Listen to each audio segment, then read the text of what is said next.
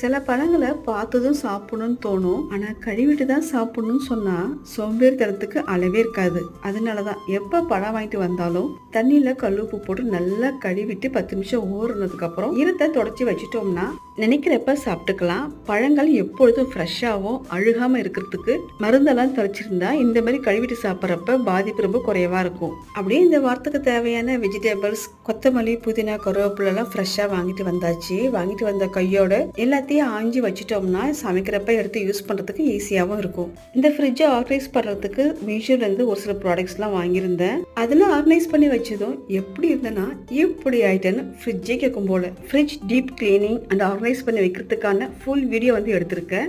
Editing ஒர்க்ல இருக்கு. நாளைக்கு அல்லது நாளன்னைக்கு போஸ்ட் பண்றேன். இதை பார்க்கும்போது உங்களுக்குமே ஐடியாஸ் கிடைக்கும். ஃப்ரீ டைம் கிடைக்கிறப்ப பாருங்க. இன்னைக்கான லஞ்ச் பாக்ஸ் நான் என்ன பேக் பண்ணி கொடுத்து விட்டுருந்தேன்னா ரொம்ப சிம்பிளா தயிர் சாதம் அண்ட் உருளைக்கிழங்கு வறுவல்.